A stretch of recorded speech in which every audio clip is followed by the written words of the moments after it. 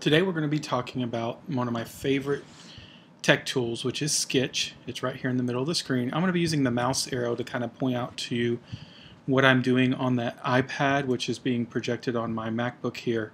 So if you see the arrow, it's just kind of showing you what I'm doing on the actual iPad since you can't see what my fingers are touching.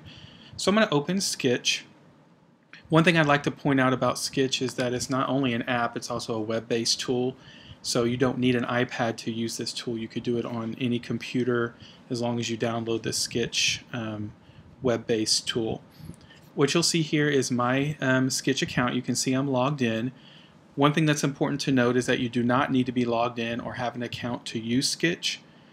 What having an account allows you to do is be able to edit previous sketches. So you can see I have a few on here that I could go back and edit at any time and resave. You lose that opportunity when you don't have an account, but it doesn't keep you from being able to use the tool. So I'm going to go over here and actually log out of the account so you can see what it looks like when you don't have an account. So you'll see here that here's Skitch. It's asking me to log in, but if you look down here at the very bottom, sorry that pops up, there's a button that says maybe later down at the very bottom. So I'm going to press maybe later, and that would allow me to use Skitch without having an account. So for those of you who are not allowed to have emails on the iPad, or your kids aren't allowed to have emails, this is an easy way to kind of work around that. You can see there's various ways that you can start a Skitch. 99% of the time we start with choose a photo right here in the middle. You can also start with a blank. You can start with a map. Down there at the bottom you can see it says capture from the web. My experience is that when you try to find an image within the app itself, it has a few glitches.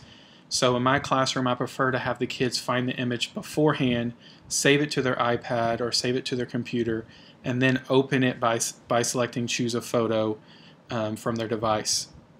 Another thing that's important to note about Skitch is that you can annotate on PDFs, which is a new feature.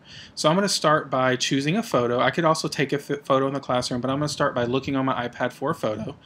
And you can see I have various folders on here. In my classroom, this is my personal iPad, but in my class iPads, they only have one folder, and I preload typically the pictures that I want them to work on until later in the year because I teach kindergarten. For the upper grades, they could easily find their own images, save them to the camera roll, and go from that. But that's a process that my kids have to learn. So in my class, we're going to just go down here to a folder, and we're just going to find the elephant. And it's going to preload that in there. As you can see on the right-hand side here, I have a bunch of tools. The majority of the time my kids use these top two tools, the arrow and the text bar, or the text tool. That's pretty much what we use a majority of the time. You can see that the arrow is highlighted. So I can tap anywhere on the screen and an arrow will show up on the screen.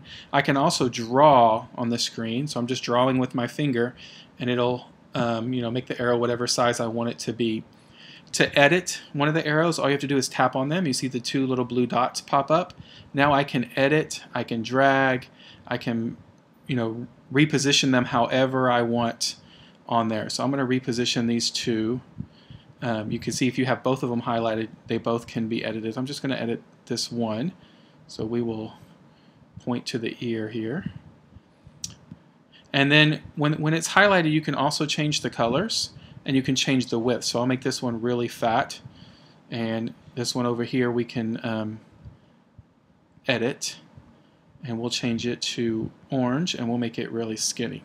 So you can see that at any time you can adjust what the arrows or what they're doing. And then my kids would label the different parts. So I'm going to press the text tool over here on the side, the letter A. And again, I can tap anywhere on the screen. So we'll just tap on the screen and my keyboard shows up. So we're going to label the tusks first. And I'm going to press the keyboard symbol down here. That's how I get rid of the keyboard. You can tap on the screen also. And you can see the tusk is up there. When you tap on it, it's the same thing. You can edit. So I can make it bigger or smaller, and you see the little text at the top of the word.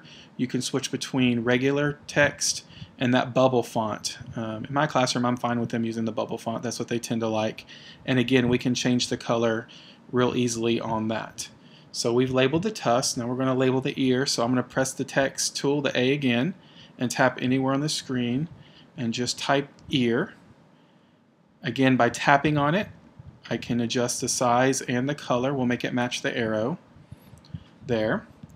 So now that we're basically done with what I wanted to do, now I want to share it. So if you look in the top right, there's this share button, and that's how you share it to your camera roll or email it. So I'm going to press that, and you see I get a few different options there. My kids would just press camera roll, and now that image has been saved to my camera roll. Since I don't have an account, once I press new Skitch up here at the top, that this Skitch will disappear and the new one will take its place. So that's what you lose by not having an account. But in my classroom, it's fine. We work on one at a time. It's not a big issue. If I know they need to work on it ahead of time, I'll let them use my iPad or I'll log them in. Another tool I wanted to point out that I use a lot as a teacher is this digitize tool right here under the color tool.